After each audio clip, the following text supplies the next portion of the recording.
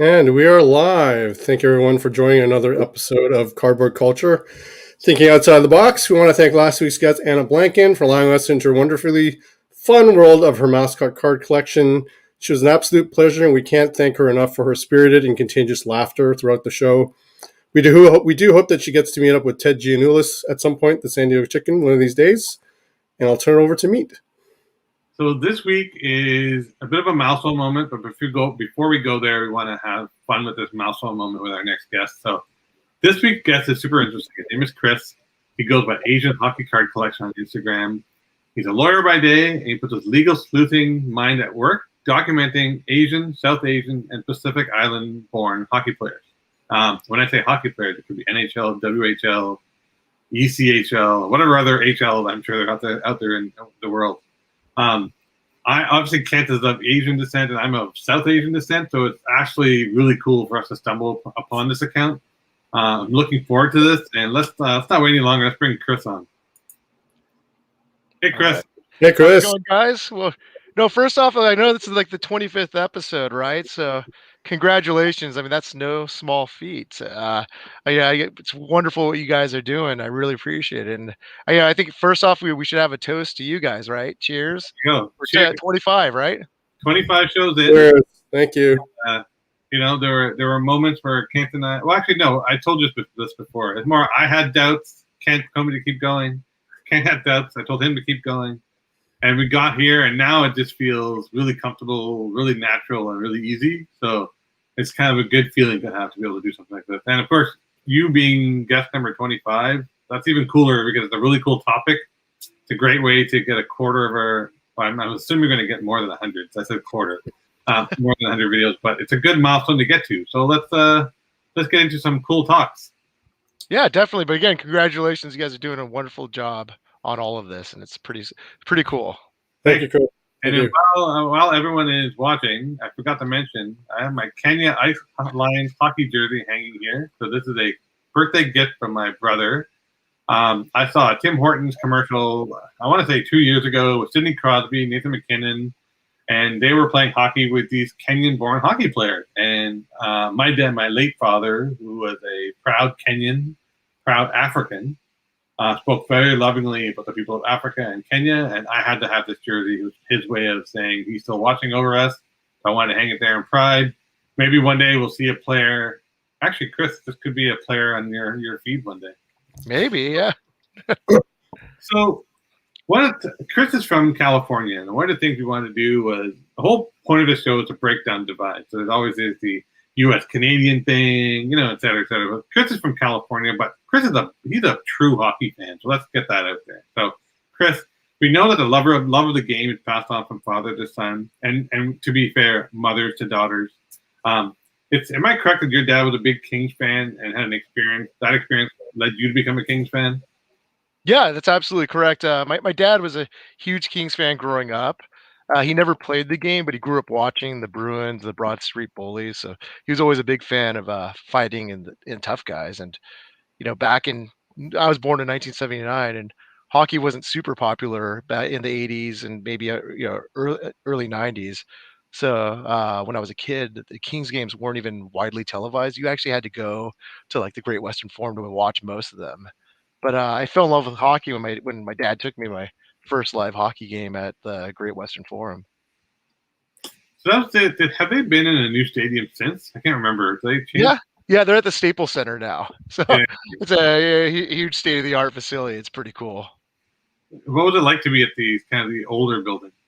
The older building, it was a little dangerous at nights at times, But I mean, it was very. I think they still have concerts there. Last time I went to a concert, I think it was to see Blink 182 out there. They had the orange. But when I was with the Kings, it was very orange seats all over, really old looking. But it was a little darker than usual. But it was still fun. You know what's neat? I'm actually a huge Blink 182 fan. So we'll talk. No way! Oh, I'm a huge punk fan. Yeah, that's my second. I love them. They're amazing. We'll talk about it another time. I did a lot of research.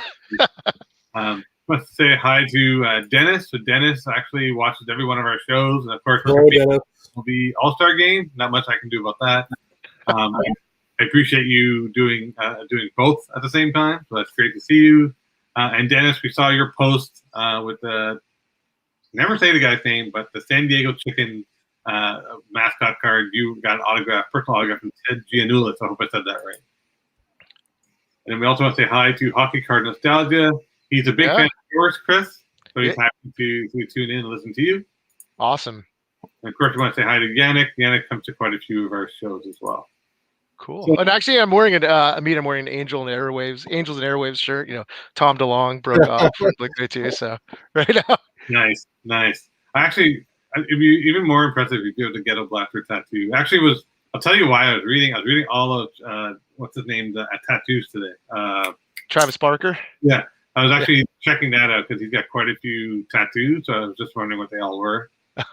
And then it led me to going down memory lane, and I started playing like some classic tracks before they made it big. So it's pretty good. Sorry, going back to the hockey for a second. As much as I talk about music, and I can talk about music all night, so Kent knows that as well. So one thing that's really cool is not only you're a hockey fan from California, you actually followed hockey during what I'm going to call the Marcel Dion era of hockey. That's pre-Wayne Gretzky. So I consider anyone who's a Kings fan before Gretzky is an OG fan of the game or of the team. So tell us some of your favorite players growing up. Yeah, I mean, I watched Marcel Dion after my first game that my dad took me to. I got Marcel's autograph after the first game, but I wasn't a huge fan of his. I was more of a fan of the gritty, in-your-face players. Growing up, I was never the most skilled, but I love the guys who did the dirty work and got the dirty goals. When I was a kid playing in middle and high school, we had a pretty strong roller hockey line, and that stuck together for 7 to 8 years. And this might impress you guys, but I mean, on that line, I mean, I was a half Chinese, well, part Chinese, part Japanese kid, and my two line mates were also Asian American. We had a Vietnamese kid and a Korean kid. And the Vietnamese kid was this tall, rangy center with he had shifty dangles and was a great passer. And the Korean kid skated like the wind, is a tremendous skater and had an amazing one timer. So they were like the Gretzky Curry combo, and I was the choppy skater who played with an edge and had a mouth. So I realized in order to keep up with those guys, all my goals would have to come from within 5 feet of the net. And because of that, I looked up to guys like Esa Tikkanen and Tony Granato. Granato was actually my favorite growing up, and I mean, I wear 21 still because that's what he wore when he was on the Kings for all those years. But as I got older and my mouth got more advanced, I started looking up to guys like Matthew Barnaby, Steve Ott, and Sean Avery. That's it was a different game back then, But I was a pretty shy kid off the rink, but modeling my game after those players gave me the ability to put on a mask of confidence, become this cockier, gritty player that was hard to play against, and I really loved that role. So, yeah, I mean, Marcel's great, but I did appreciate the guys, the unsung heroes at times. Yeah, I grew up watching when my absolute hero is besides Gretzky, because that's everyone's hero. I loved Wendell Clark growing up, Bob Probert. Those were my two guys. Oh, yeah. I have a stick of Wendell's on the wall. I've got a lot of stuff of Wendell Clark's memorabilia, autographs. I'm pretty sure there was a point he was sick of me getting stuff autographs. So peered back a little bit. Wanted to quickly say hi to Name. So Name, and he actually says he loves your collection on Instagram. He, of course, does what you do, but for Indigenous hockey players. So it's really neat because, Chris, this is our show is all about diversity, inclusivity, right? We want to show people you can enjoy the hobby and not be worried about the color of your skin or how you act or what you're all about. Enjoy it for what it is, right? And you're showing that with your love of the Asian, South Asian, and Pacific Island cards. Name does it for Indigenous rookie cards. And the both of you are actually doing a really good job of education. So we'll speak more of this later on this show, but you're educating us on anti-racism, what these guys had to go through. Name talked a lot about the value that Indigenous players have had its effect on hockey. And of course, you're doing the same thing from your perspective. So what I'm really proud of is I have Name listening and you're talking. This is like a dream. This is the kind of dialogue and stuff I want to see. So I'm really happy to hear Name. He's amazing. I mean, he's probably even a way smarter guy than me. We've exchanged a few chats every now and then, but he's doing a great job by collecting cards from various collectors and donating them to Indigenous kids too, which is pretty awesome. Yeah, it is. It is awesome. So going back to your Kings comment, there's one question I want to ask before I turn it over to Kent. Which jersey of the Kings do you consider to be the classic and your favorite? I mean, I would say it's both, and everybody has to go. I mean, probably my generation would have to go with the black, white, and silver, right? I mean, the Gretzky years. I mean, those are the most beautiful, and it became fairly popular too, especially during the rap years too. But those to me, I mean, that goes hand in hand. I think the best, and my favorite. And Ice Cube was rocking the. I remember in that famous poster, Ice Cube was rocking the Kings hat. Oh yeah, all of them were. I mean, there were times I think when I was a kid when kids wanted them, but because of the whole rap issue, I mean, it was, and gang violence, you weren't allowed to wear them at school. Yeah. True. That is a good point. Ty Goalie wants to say he finally got to see who you are, the man behind the page in the flesh. So here you go, Ty Goalie. That's cool. Thanks. Knock off our bucket list to talk to Chris tonight. So, Chris, we usually split up questions, so I Kent go next. So, Chris, before I get into the actual questions, I have one question to ask you. Do you remember your first goal and what was that like? First goal. I mean, I think it probably depends on which kind of goal. I think well, and you'll like this one, Amit. My first college goal, because I played for UCLA club, but my first goal was it was crazy. It was against Washington State. Ooh. And I scored. And at the time, one of my favorite bands was MXPX. Oh, yeah. And then for some reason, right when I scored, and MXPX is from Washington, the song that played on the speakers was "I'm Okay, You're Okay" by MXPX, and I was like, "Wow, it's like fate, right?" But it was a rebound goal too. It was a rebound goal. Nice. Yeah. I'm pretty sure I scored a couple of goals off my face. I'm pretty sure. I think we all have a face and ass and everything, right? When you play in front of the net, you have to go anywhere, anyway. You're like, oh, sure. Yeah. A goal's a goal, right? There's no such thing as garbage goal. Exactly. It goes down in the stat books as a goal. So I gotta ask you, Chris, in Canada, there's this age-old tradition of children playing street hockey. And for me, I did a lot of that too when I was growing up, playing street hockey with either just kicking a ball around or with hockey sticks, playing, street hockey. It was the common thread for many of our childhood memories up here. Did you play much road hockey growing up at all? Oh yeah, definitely. That's actually how I got started. I got started with roller hockey. I started in the second grade, which was probably like 4 to 5 years before the Gretzky era. So when I wanted to play hockey, there weren't many hockey stores around, and when my parents went to try to get me ice skates, I mean, they just didn't have my size. So my parents bought me those old red, white, and blue Blade Runners, the rollerblade ones. Oh yeah, The backstopper, yeah. And my friends and I, we used to play in our elementary school basketball court. And when I say like we, it was like me, my brother, and got those line mates I talked about who were my longtime line mates, and a bunch of kids who played ice hockey that were just trying to keep up, stay in shape during the off season. So yeah, we definitely played a lot of roller hockey or street hockey. Awesome. That's good to hear. No, that's great. Yeah. That's awesome. So one thing you mentioned when we chatted off video was that one of your teachers was neighbors with the LA Kings players. Did that make you go like, "Oh wow, that's pretty interesting," or did you get a chance to meet them or learn any cool facts about the Kings through those teachers? Yeah, I mean, so that was the funny thing is like it was morning after my dad took me to my first hockey game, Oh, and it was in second grade, and my teacher, I think it was Mrs. Johnson, and she would ask, what did everybody do for the night before? And I raised my hand and said I went to a Kings game, and I remember she asked, "Oh, did you see Marcel? Did you see Jimmy? Did you see Luke?" And at the time I was like, "Oh, I didn't really know Tim." So I was like, yeah. And so it turns out she was Carson and Robitaille were rookies living with Marcel Dion, and they were next door neighbors to her. So a couple days later, she actually gave me a personalized signed photo, which I showed you guys. So it's right here of Marcel Dion, and see Wayne Gretzky's right behind him, chasing him. So I think Dion was faster than Gretzky. Yeah, at least that's how the photos goes. Yeah, but yeah, I didn't get a chance to meet any three of them at the time. I mean, but like I've been blessed with a photographic memory. So in California, you do see a lot of players, and I've met like Luke Robitaille in person, and I play in a decent beer league, so there's been some NHLers come through. Oh, I do nice. have like a couple cool stories though of players I've met. I mean, Yeah, go for it. Yeah, there's just a couple. I'll give you like Paul Korea. I met him in Vegas. That was pretty cool. I was in college, and my mom was a huge gambler. So she'd get these free suites at the MGM Grand during the Frozen Fury. That's when the Kings would play Colorado every year. And I think I was in college, and my dad and I went to go check in, and my brother and my mom were lagging behind. And when I got to the lobby, I saw Joe Sakic, Peter Forsberg, and Paul Korea, all in polo Oh shirts, just wow. walking through the lobby. So I went, I didn't even think about talking to them. Ran to go get my brother instead because he was a huge Joe Sakic fan.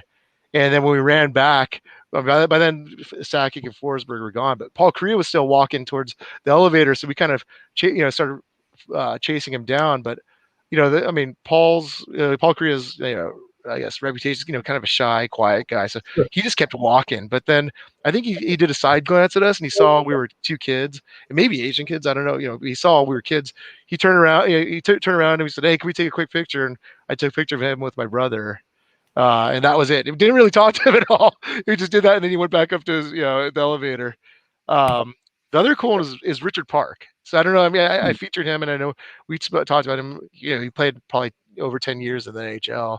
He actually grew up in Palos Verdes, California, which is where I live, and that's where I grew up. So when I was a kid, I used to follow him and follow his career, and this was a couple years ago, like right before the pandemic. I used to take my kids to skate at 6:30 in the morning at this rink near our house, and we'd always go in at 6:30 because no one else would be there, and they would be before they go to school. And I'd bring my work, my laptop, my phone with me, and I'd handle calls from the rink. But then I saw Richard Park out there with his son. I think his son was probably in high school or junior, and I probably shouldn't have been so excited because his daughter actually goes to my son's elementary school at the time too, but I just never saw him.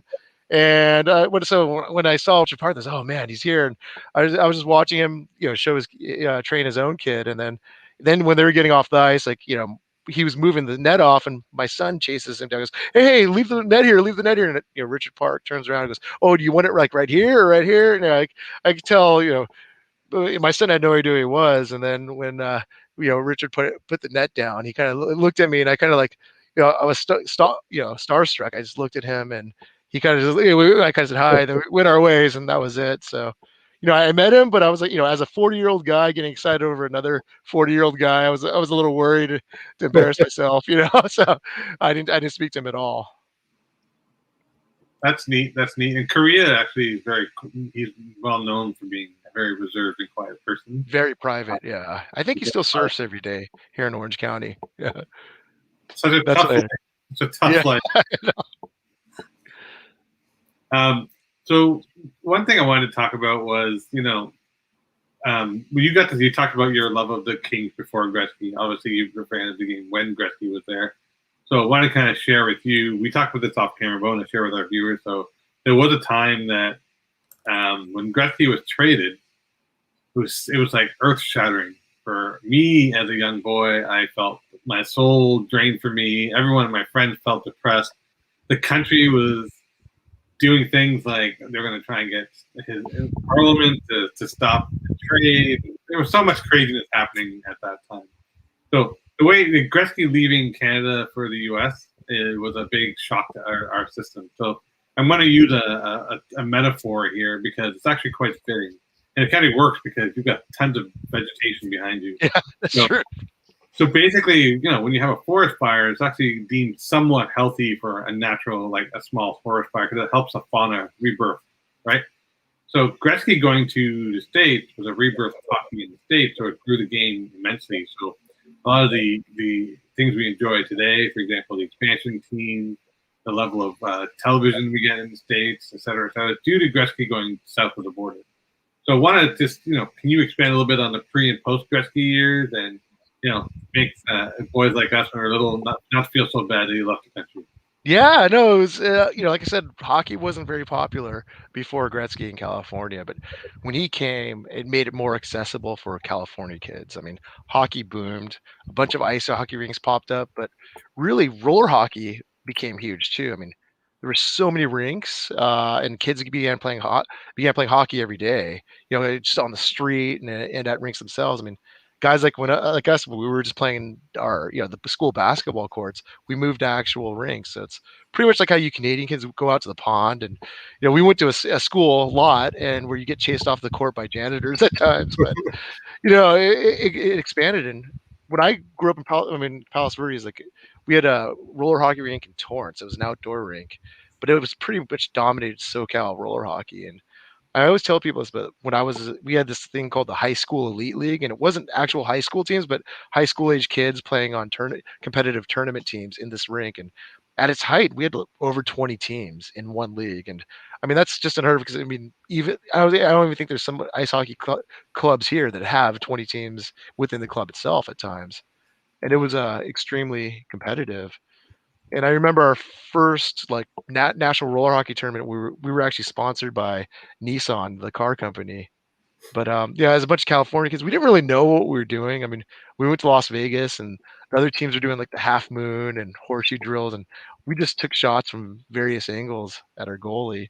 But even though we didn't know what we were doing, we beat teams from like Edmonton, New York, Texas, and New Jersey. And the teams that met in the finals, it was us and a team from Long Beach, California, who ended up beating us by one goal.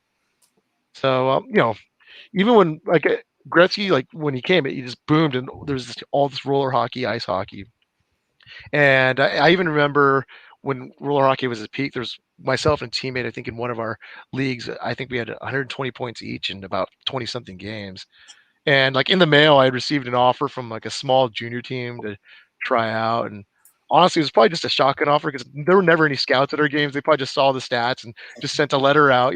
But I was, I was gonna be getting ready for college and knew that high school or no, high level junior or professional hockey wasn't in my realistic future. But to me, this showed that hockey had reached a point in California where homegrown kids were actually getting noticed.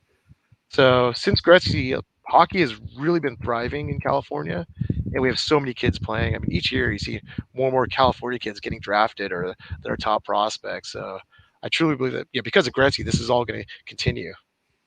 Actually, I'm really excited because the Kings have a special line. Actually, Ontario Reign was the first line, a full all line of all black players. So Quentin Byfield. I'm forgetting the other two names right now. I shouldn't forget them. But anyway, because I'm talking to you, my mind's in one track. I'll remember camera. It's sad too. I remember too. I saw the post and I was like, "Oh, that's pretty cool." But then, Akil Thomas. Akil Thomas. Yeah. And it wasn't Boko Imama, right? Or it'll come to me.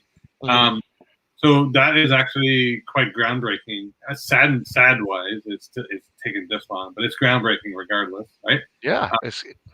And also, I think what also helped the Kings is they won the cup, I believe, at least twice or once. I can't remember. Twice. Yeah. So that has to be because I remember I was just watching Euro Cup and they were talking about David Beckham being at the Kings games and stuff like that, right? So there was all that. David Beckham, Will Ferrell. You see a lot of the stars out there. Yeah. Yeah, that's something else. Yeah. So just want to read a couple comments here. Ty Goalie says he'll open a card you sent him later tonight. Yeah, that's cool. And we're really happy to see Sam from Women of the Hobby here as well. Oh, cool. I'm not sure if those are aware. Sam does Women of the Hobby, or WOTH, WOTH. So she features women who are collecting in the hobby and does a little showcase on them on her own channels. She was our guest a while back, and this is another cool moment because we have Name on, we have yourself on, and we have Sam from Women of the Hobby on. So we got a pretty good trifecta representing diversity tonight. So it's a pretty cool way to bring in the 25th show. So thanks for coming by, Sam. So you mentioned this earlier. Sorry, I skipped over questions. So you mentioned that, you are obviously way off track here. Hold on a second. I scrolled all the way down to my last question. I'm like, well, we're not at the end of the show yet. What's going on here? So your parents did an exceptional job of raising you as a child. We could tell, right? You're in a legal profession. You're very well spoken. But go back a few years. You actually had the gall to send a note to a prominent hockey news magazine about Paul Kariya. Why don't you tell us about that? Yeah. No, thanks for the compliment about, being raised. It was, but it was just one of those off the cuff things. It was probably right after I graduated from college. There was it was when they named Jerome McGinley the captain of the Flames, and there was a ton of coverage from the NHL about the first black captain, and the Hockey News did a huge piece on McGinley and the history of black hockey players. And I didn't want to take anything away from Ginla, but I wrote a quick email to the Hockey News editor asking, I think it was Steve Dryden at the time, the Hockey News editor. Yeah. And asking why no one celebrated when Paul Kariya was named the Ducks captain, because he was the first Asian captain and perhaps the first minority captain. I didn't really look too deep into it, but I figured he probably was. And this is just purely meant to be a private email to the editor, but to my surprise and to the Hockey News' credit, they actually published it. And I didn't know about it until a guy I played hockey with sent me an email saying, "Hey, pretty cool letter in the Hockey News." So I had to go back in the day. We had to pull out the old Hockey News print version and look. And I saw my email in there. But I guess it ties into my account, though. As an Asian kid who grew up playing some hockey, I mean, there weren't many of us, but there were still some. And I just wanted the rest of the world to recognize that, the hockey players do come in various colors. It's not just black and white, which, I mean, it's great that, we do have that sort of diversity now, but there are other players out there that, deserve recognition too. So I think black and white's easiest, but it can be a lot more complex. So Chris, do you still have a copy of it? I don't. I should. I actually posted about that, Beckett. I should. I need to go look for it. I don't even know which edition it was, but I should go back and look for it because I had my full name too, just like that, Beckett. The library. It should be in the library. I'm sure. Well, California. That's one thing. California libraries won't have the Hockey News. Oh, true. I'll come up to Toronto. Yeah, I'll go to Toronto and look for it. For sure. By the way, it was Devontae Smith-Pelly. I can remember. Oh, that's right. Yeah. Gil Thomas, Quentin Byfield, and Devontae Smith-Pelly. So Kunlun Red Star veteran too. He played there for a season. Sure. Yeah. Looks like we have some relatives on here, Chris. Oh, really? Let's see. Chris is great quality to learn from me. That's my brother. Yeah, that's my little brother. So, well, little. He's 40. So. Wow, it's still little to you. Like my dad used to say, "You'll always be my baby, Dad." Of course. No, you're still my little baby. So that's really neat that you had the chance to email the Hockey News about that. If we can find the article, or anybody has a chance to know where the article is, please send it to Chris. He will be more than floored to show it off to his kids, who are probably like, "Dad, what is this?" If Bobby was on the show, we could ask Bobby Burrell. I haven't seen Bobby in a while. Maybe Bobby's around. He'll help us out there. So you did mention you played club hockey, right? You played beer league hockey. You played with your kids play hockey. So you're a true kid of the ice. And most importantly, the label I'm going to introduce you. You're a hockey dad. And for those of us who know what that label means, it's a time bestowed tradition of sacrifice to become a hockey dad, and hockey mom for that matter as well. So how do you find the time to carry on your career, do your research on your Instagram, have fun, pay attention to your kids, career, and your wife, and do all the things you do? Yeah, well, as a lawyer, my research skills are pretty quick, and this account has become like a crazy obsession for me. So I have a lot of enjoyment of it. It's like a scavenger hunt for me, and I spend a lot of free time doing it. I don't watch too much TV. So, after the kids go to bed, I'll pull out my phone to do some research. Or, my kids skate, as you said, I'm a hockey dad. My kids skate 5 to 6 days a week. When the kids are at hockey practice, if there are no parents around me, sometimes I'll pull out my phone and perform a few minutes of research, on the phone when they're stretching or doing a boring drill that I think is, And then once they start doing something fun, then I put the phone down. And about my wife, she's pretty supportive of the account too, because it keeps me out of trouble. I'm laying in bed and texting someone over Instagram late at night. She'll go, "Oh, who are you texting?" I'm like, "Oh, it's just some other 40-year-old guys interested in the cards, or it's a meet, this guy in Toronto, right? Who's asking about my cards." So it's great. I mean, but the research is pretty, extensive. It's funny, actually. I mentioned this to someone else, but us collectors, from a relationship perspective, we're the safest people on the planet to date or marry, because we don't go anywhere. You just give us computers, cards, and Walmart. That's all we need. It's very true. It's very true. We don't need bars or anything like that. We just need give us a piece of cardboard. We'll make our own cards. It's a great way to live. Mind you, it might be a bit more for the wise, but we won't go there. That's not the focus of today's show. So go ahead, Ken. Sure. So Chris, when you were watching your sons play, did you like between your the time you started playing hockey to where your sons are at today? Have you seen over the years an increase in minority representation in the game? And can you give us your thoughts on this? Given that we're growing up, when we were growing up, it was rare to see other Asian players play. Because I played hockey, you played hockey. It was definitely the case for myself and Amit. And I remember where there was a few times there maybe slight minor representation of a minority in hockey, but very rare. What are your thoughts on that? Yeah, I mean, definitely. I think back when we the three of us played him, there were definitely not many minorities. The tournament roller hockey team that I spoke of previously with those line mates, that was kind of interesting because we were one of the few, the mostly minority team. I mean, we had my brother and I were half Chinese, half Japanese. We had the Vietnamese kid, we had a Korean kid, we had a Japanese American kid, we had a half Chinese, half white guy. We had one white guy, full white guy. They had an Indian kid and one of my friends who's a black guy. I played hockey with him even in college. And then our goalie was half Japanese, half white. And I remember we'd go off into questions like, "Oh, are you guys a team from Japan?" Or when you walk in anywhere, they wonder where you're from because we were playing against mostly predominantly white teams. When I got to college, there still weren't many minorities playing at the time. I always remember. I mean, you guys probably don't have this show, but it's in the U.S. Curb Your Enthusiasm. I don't know if you get that. Oh no, I watched Okay. it. Yeah, Oh yeah, when Larry David had that kind of thing with the bald brotherhood where yeah. you see another bald guy, you gotta say what's up and do a nod. I mean, I remember when I'd play against other Asian players in college, it was the same thing. You'd skate it towards the center ice, you'd see the guy, you guys would do a nod at each other, right? But then for some reason we'd always go harder against each other. Like that'd be the first guy I go out to try to hit to try to prove who the alpha Asian was. But yeah, I mean, also I think growing up, racial insults were quite common. I'm sure you guys had to deal with that too. Yeah, yeah. I mean, I remember being called like, I mean, I guess I could say it, nip, jap, chink, or gook, or quite, the obvious one Ken is like, well, how could you see, or can you even see? You get Mm, that. And I remember one of the more creative ones was I played against Washington State when the kids asked me if I was an Eskimo. But back to your question, I think that now things have changed. You see a lot more minorities, especially Asians, playing hockey, especially in Southern California too. And so I don't think my kids will have will ever encounter the same sort of environment that we grew up with as sure. Asians playing hockey. Because when I say on most of my kids' teams, there's at least 2 to 3 Asians or half Asians on the team. I mean, then you have Hispanics playing and black kids playing. So it is truly a melting pot. The sport's becoming a melting pot of kids, and I think things have definitely changed from when we grew up. No, that's good.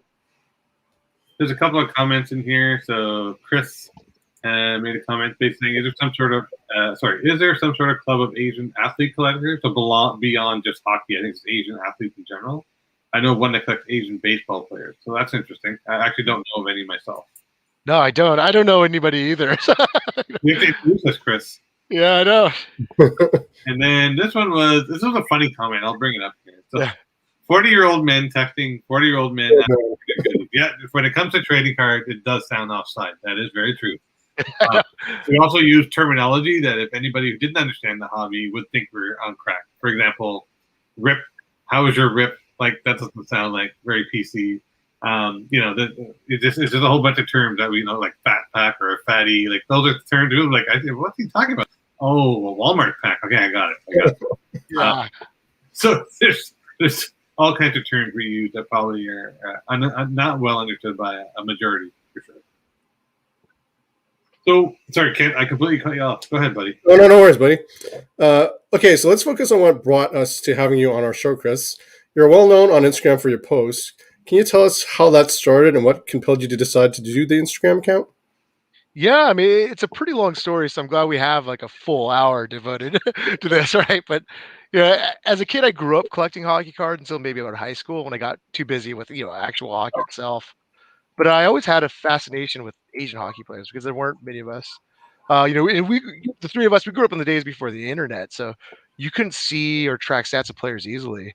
And I remember like when the Canadians drafted Hiroyuki Miura, and I'd always wonder what he looked like because there were never any pictures of him, in print versions. I'm like, well, he's 6'2" and he plays defense. So I wonder if he's physical. I wonder if he has a hard slap shot, right? But we would never be able to see that, and I have to wait until like the end of the year hockey guide to study his stats and see how he did. But And there was also something hopelessly romantic about a card, right?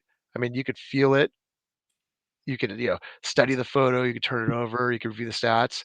And I mean, when we were kids, that was the only way you could see what a player looked like was the actual card, right? I mean, you wouldn't be able to see like, hey, if this guy just got called up from the minors, you wouldn't be able to see what he was until he had a card the next season. So I've always wanted to start at a card collection of Asian players, but never had the time and thought wouldn't be a worthwhile search. And then in late 2020, it was around November. My company was undergoing a major transaction, and I was assisting in due diligence and working some pretty crazy hours.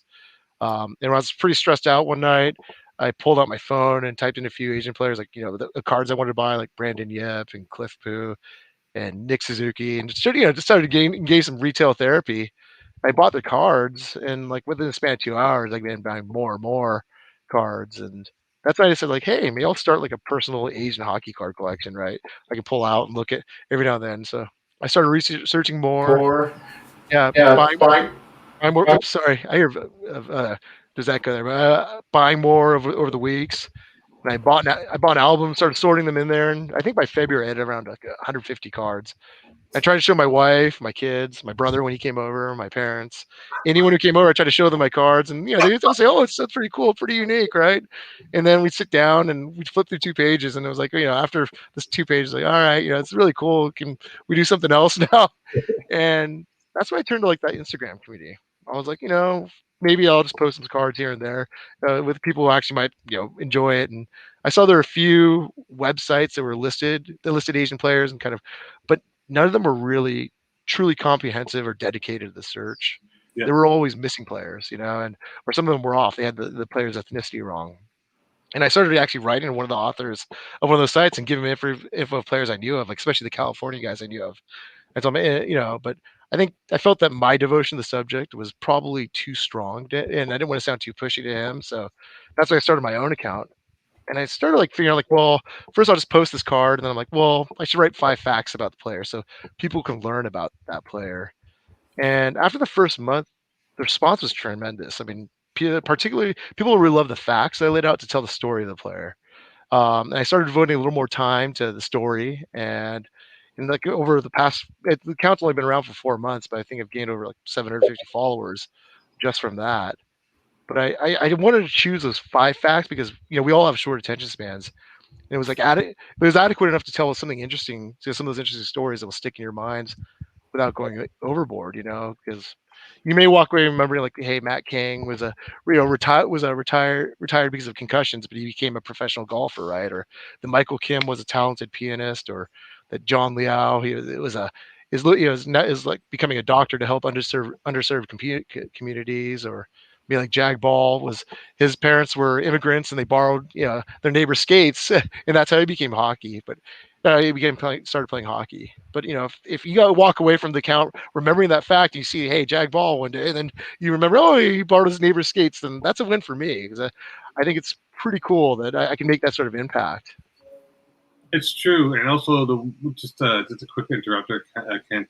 There's actually another segue which I just thought of now, which I didn't think of before. There could be some cool immigration stories as well, right? A lot of these guys came as immigrants, right? So there's Yep. Their parents are trying really hard to make a life for themselves and make their kids' life easy. And part of it is picking up the culture, and in some cases, picking up the sport that's around them, right?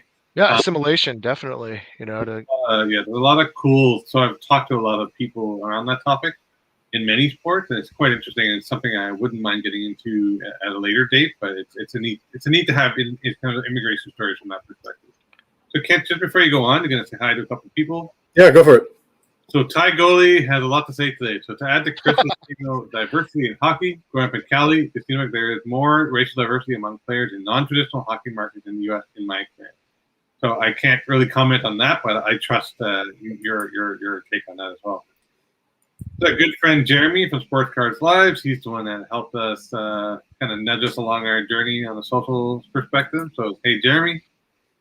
And then Ty Goalie also says, I grew up personally playing hockey in Texas, which were quite diverse and similar to Chris's experience in 2010. So I grew up playing hockey in the 80s, so definitely a different time of the century then.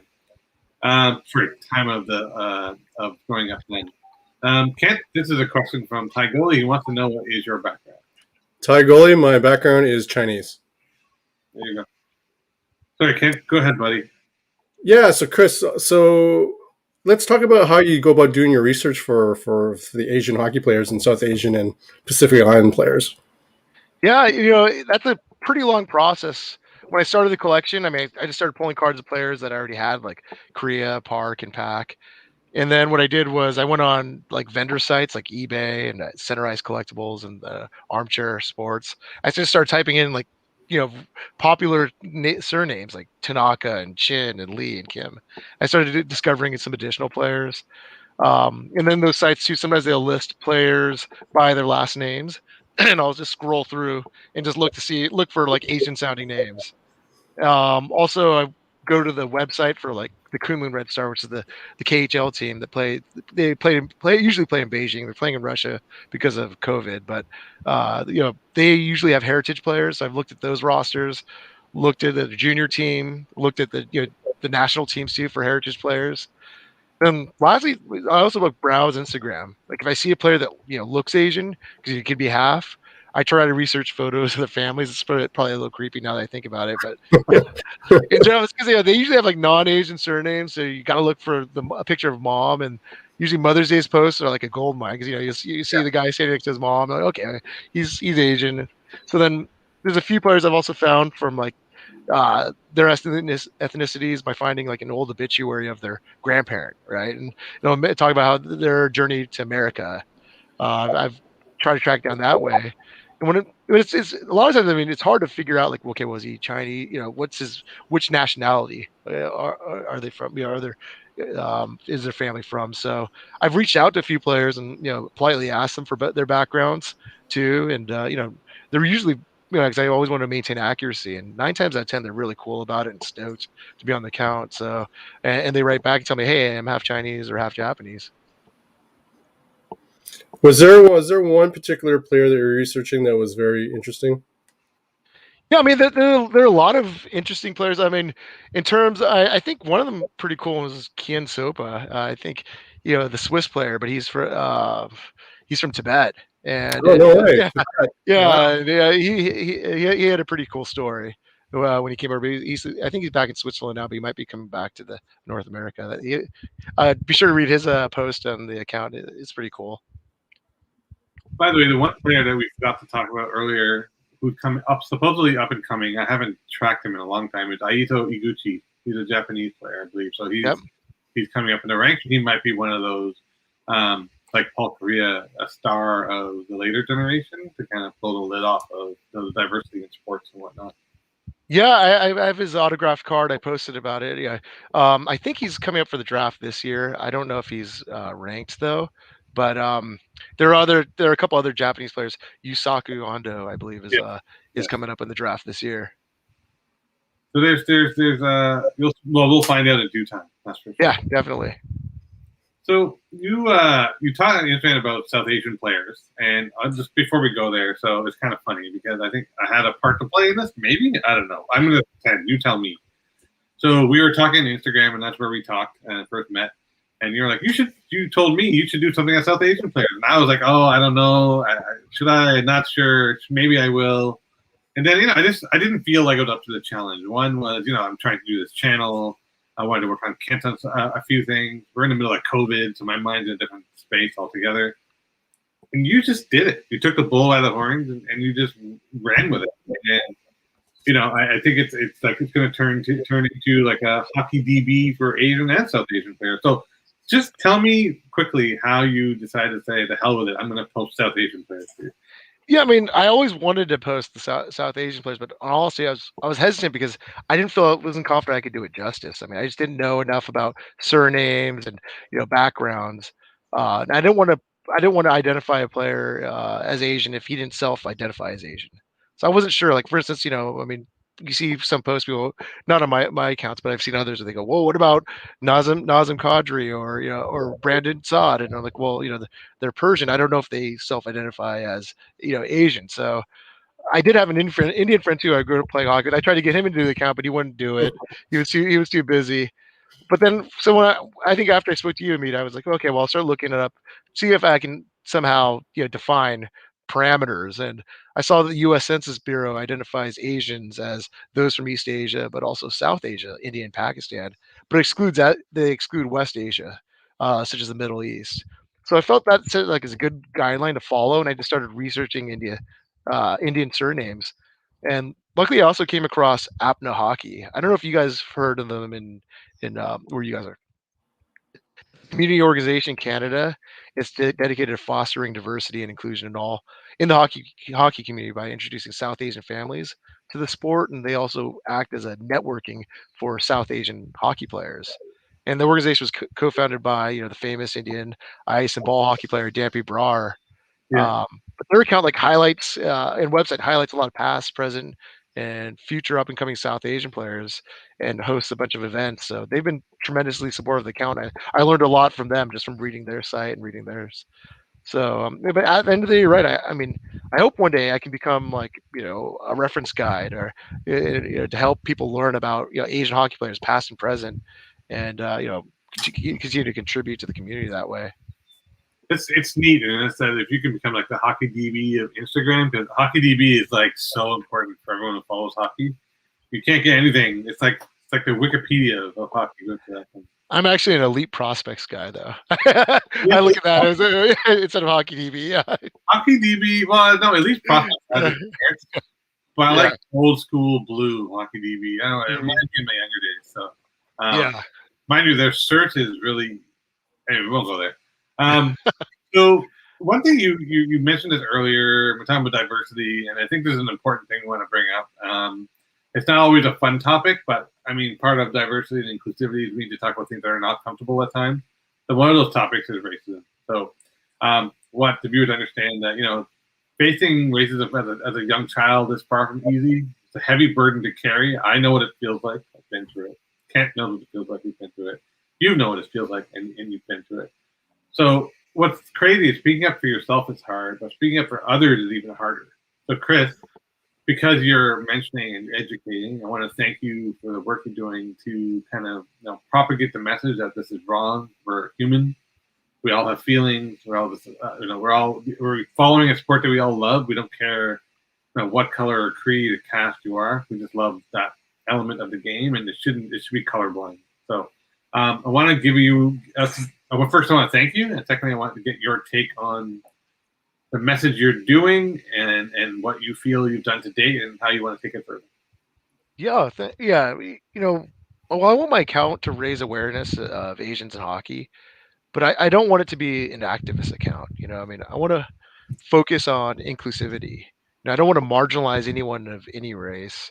So, I mean, I don't want to speculate about whether any of the featured players if they didn't make the show because of their race. I mean, I think when I posted about the Steve Sugira incident, where he was subject to a lot of tauntings, that was at the height of the Stop Asian hate movement, and I certainly thought about posing the question, hey, do you think he didn't make the show because he was a huge scorer, because of his race, but I don't want to ignite anything that was purely speculative on my part, right? And I don't want to create that sort of controversy and risk marginalizing or being divisive of anyone. I mean, I want the account to foster inclusivity. And the way I see it is this is an account that's it's not an account that says, hey, we need more Asians in the game and pounding the table. It's more of a, hey, there's some cool Asian players in the game. Tribute. I'll take a look at these guys, And that's what that is, because at the end of the day, it's a tribute to those who play the game and hopefully spotlight some role models for other Asian kids who are growing up playing. Like I said, I don't think our kids are going to deal with it as much because there are so many playing, but maybe there are some on some teams where they are the only Asian kid, but they can see other hockey players that look like them that have made it. This also gives us an important metric to grow the game, right? So to growing the game, you need to reach more people. Doing this is one way to reach more people and get the game to be more popular, and eventually we'll get from a revenue perspective, the NHL will benefit quite well from it, right? So there is that too, and also there is something about picking up a hockey stick and going out for a game of hockey and going out with your friends after the hockey game. You're at the rink at 2 a.m. or 12 a.m. and you're at that last game. You're just relaxing. You're at a patio and just talking about the game. there's camaraderie there, right? So Oh, totally. Yeah, definitely. I mean, I think even probably back in the day when we did played on hockey teams, we didn't have PC jokes, right? I mean, I'm sure you're among your teammates, but it was all lighthearted, right? It's all like to Yeah, break for the sure. ice, become part of the team. totally agree. Totally agree. So in talking about your players and stuff, and you mentioned this a little bit. I want you to kind of maybe pick 2 or 3 cool moments where you mentioned Dampy Brar, but what other players have reached out to you, and do you have any cool moments that stand out from the times that they reached out to you? I mean, for the most part, I mean, I don't know if I could say they're moments. Cause, I mean, well, they are moments because they're rather short, right? A few message exchanges, but I mean, I can talk about a few players that have cool experiences really quickly on each of them. And like Brandon Yip, I mentioned, he's a follower.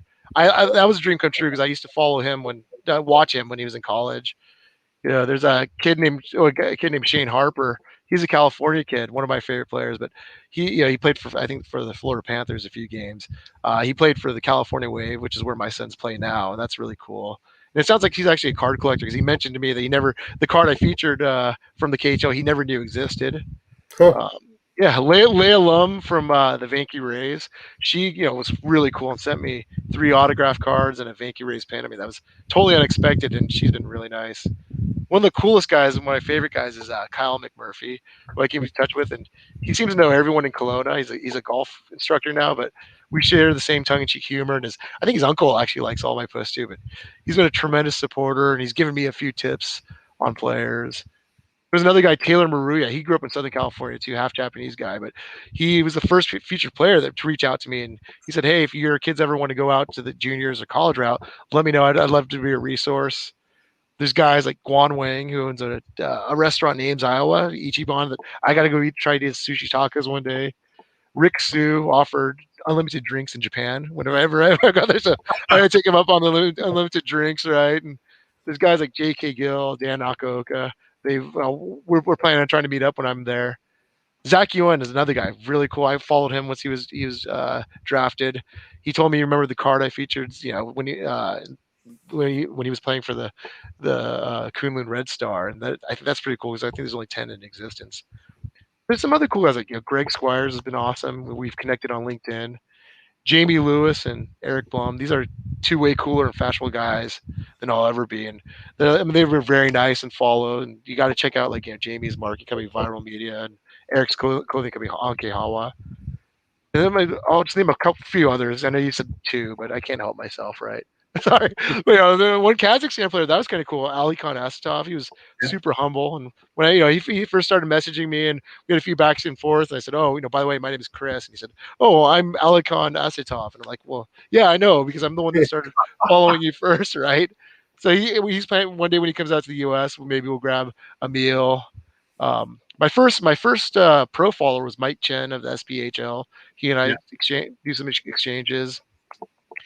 Jason Chu is a really cool kid from Vancouver. He's committed to Simon Fraser University, but he's been really humble. He's also he's a guy I reached out to every now and then and said, "Hey, is this guy Asian?" And he would he would confirm for me or not. And there's another guy who's not featured on my account yet, Paris O'Brien. He's this half Chinese kid from Vancouver, goalie, and he just signed with the Kunlun Red Star. So I think he's a Blink 182 fan also. Because we exchanged a little bit, and I'm hoping that once he gets his card, I'll get it. Well, once he plays for the Red Star, I'll get it.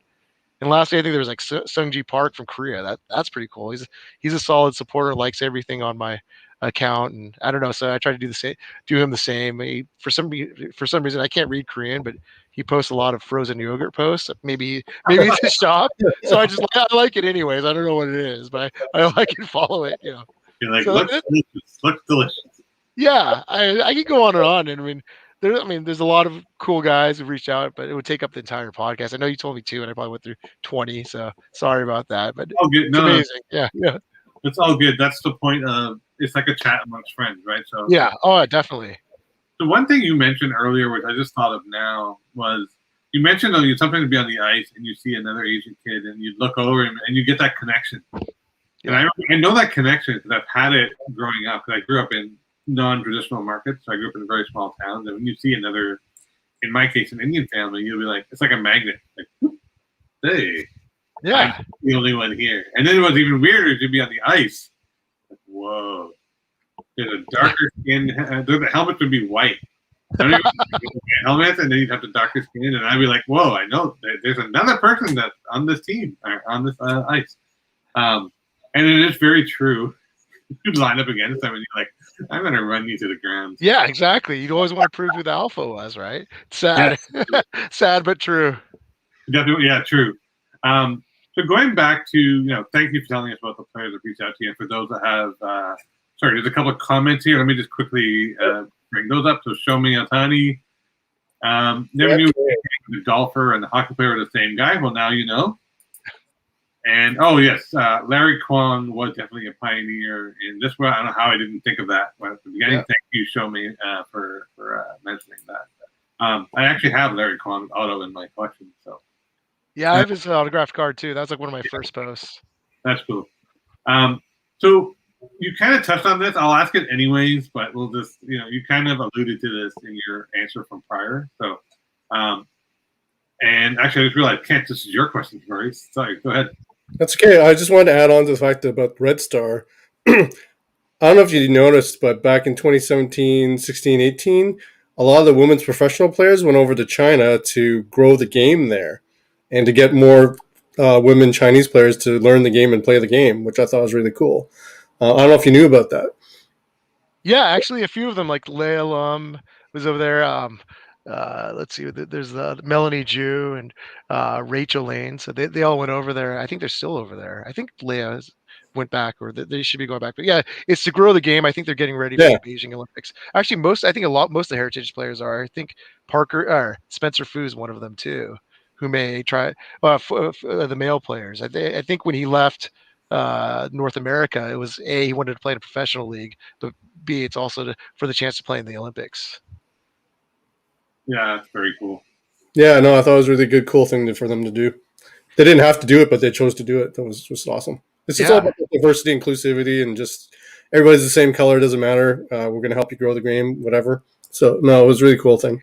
Yeah, and if you read my accounts, there's a couple Chinese women that I think in the 90s that came over to Canada because at the time there were only about 100 female players in China, so they came over to learn and then so they could take it back and grow the game. They never played any games. I forgot which hockey league it was in Canada at the time, but it was the female hockey league, and then they took the game back and it went back to China. I mean, they practiced with the teams and went back to China to help try to grow the game. They were the first pioneers. Wow. Yeah, no, it's really cool. It's a cool thing that we're doing. I enjoyed it very much. Yeah. So, Chris, what is the most significant moment of your young social media presence so far? Would you say?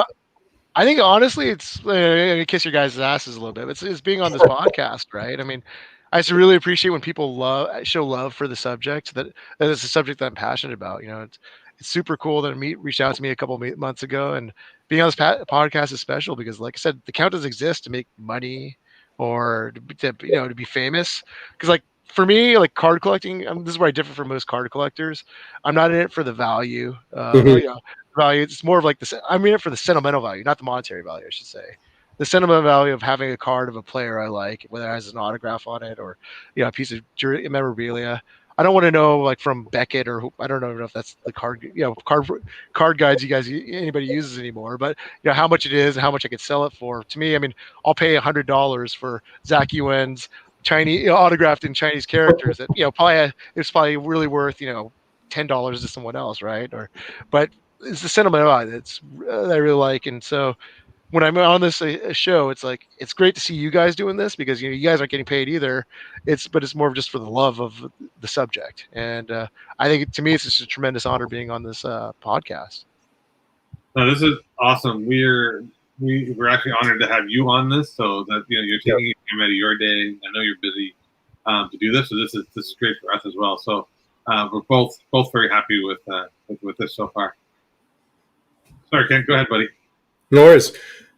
So now that you have your Instagram account and it's kind of getting out there now, do you have people approaching you and saying, hey, you should post about this player, XYZ, blah, blah, blah? Yeah, I mean that happens quite a bit, and for the most part, a lot of times I'll send them the link of the player that I already posted about. I wish there was a search function on Instagram Yeah. because I think there's so many cards on there, people don't realize that yeah, that player's already been posted. But I mean, there are three people that I remember. Actually, I get it's kind of funny that they're actually on right now. I mean, there are a couple followers that have been great to me. I mean, one of them was like that hockey card nostalgia guy. I think his name is Milo Savoya. I mean, Yeah. he sent me my first message welcoming me to the cardboard community, and he's similar Oh, similar to me. He focuses on the stories behind the cards and the players, and he does a great job. And I think Thai hockey. Well, I mean, now I know it is Matty Man. He's this young half Thai kid who lived in Japan and played college hockey in Texas. And he gave me a few tips on like the Southeast Asian players I feature, like Jonas Siegenthaler, Matt Mangine, and Laketa Anderson. I think he said Laketa Anderson actually tried to recruit him for the Thai national team, but Oh, Maddie's a super cool kid, and we both grew up doing this crazy thing where we'd play EA, Electronic Arts, NHL, and when you could do the trades, we tried to make an all Asian team. I always tried to do that too. And I always had difficulty filling the defense and goaltending spots because Yutaka Fukufuji wasn't always in every game, right? So it was hard, and I wish I still played now. I mean, then I could probably make my full team. Then Apna Hockey's also reached out, and I mean they've been a tremendous support of the subject. And like I said, their posts I do get a lot of information on the South Asian players. So nice. I'll have to check them out. Apna Hockey. I've heard the name, but never thought to look it up. But definitely. yeah, and I think it's Apna means hour, right? In Hindi and Punjabi. Oh, does it mean hour? Oh, interesting. Yeah. Cool. Well, they have Punjabi night in Canada here too, so we have and also Yeah, I think they're affiliated with it. Yeah. we have that as well.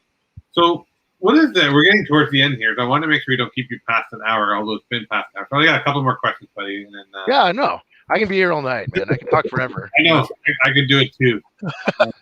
By the way, hockey card nostalgia gives you some fist bumps. No, okay, cool. So it's the closest we get to a bro hug on the internet. So what is the one, if you had to, and this is a difficult question because there's many permutations that you can take this. What is the one thing you want people to take away from your post?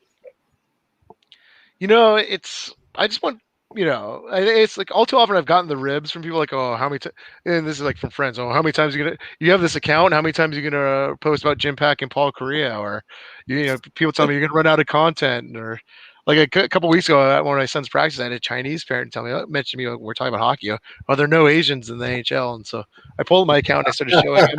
So I'm right.